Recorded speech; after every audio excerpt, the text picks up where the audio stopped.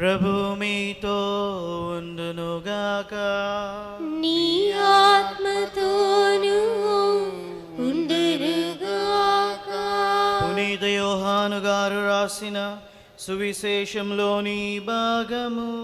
ప్రభువా మీకు మహిమ కలుగునుగాక. ఆ కాలములో యేసు యూదులతో ఇట్లు పలికెను, నాకు నేను సాక్ష్యము పలికినచో నా సాక్ష్యము సత్యము కాదు. నన్ను గూర్చి సాక్ష్యమును ఇచ్చువాడు మరి ఒకడు ఉన్నాడు, ఆయన సాక్ష్యము సత్యము అని నేను ఎరుగుదును. మీరు యోహానును అడుగుటకు కొందరిని పంపితిరి, అతడు సత్యమును గురించి సాక్ష్యమిచ్చెను. నాకు మనుష్యుని సాక్ష్యముతో పని లేదు, కానీ మీరు రక్షింపబడుటకై నేను ఇట్లు చెప్పుచున్నాను. యోహాను కాంతితో వెలుగుచున్న దీపము వలె ఉండును. అతని వెలుగులో మీరు కొంతకాలము ఆనందముతో గడుపుటకు ఇష్టపడితిరి. కానీ నాకు గల సాక్ష్యము అతడు ఇచ్చిన సాక్ష్యము కంటే గొప్పది. అది ఏమనా, నేను చేయు క్రియలు నా తండ్రి నాకు చేయనిచ్చిన పనులు నన్ను గూర్చి సాక్ష్యమిచ్చును.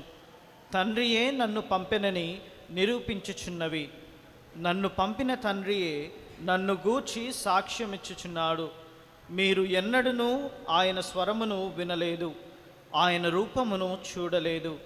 ఆయన పంపిన వానిని మీరు విశ్వసింపరు, కనుక ఆయన వాక్కు మీ యందు నిలచి ఉండలేదు.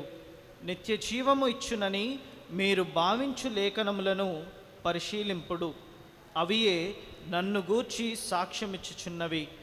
అయినను మీరు ఆ జీవమును పొందుటకు నా యొద్దకు వచ్చుటకు ఇచ్చింకబలలేదు.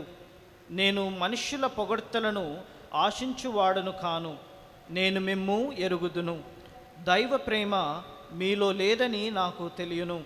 నేను నా తండ్రి పేరిట వచ్చి ఉన్నాను, కానీ మీరు నన్ను అంగీకరింపరు. ఎవడైనను తనంతట తాను వచ్చినచో అతనిని మీరు అంగీకరించెదరు. ఏకైక దేవుని నుండి వచ్చు కీర్తినిగాక ఓండోరుల పొగడ్తలను ఆశించు మీరు నన్ను ఎట్లు విశ్వసింపగలరు? తండ్రి యొద్ద నేను మీపై దోషారోపణ చేసేదనని మీరు భావింపవలదు. మీరు నమ్ముకొనిన మోషే మీపై దోషారోపణ చేయును. మీరు నిజముగా మోషేను నమ్మియుండిన ఎడల నన్నును నమ్మియుండెడివారు. ఏలయనా అతడు నన్ను గురించి రాసి ఉన్నాడు.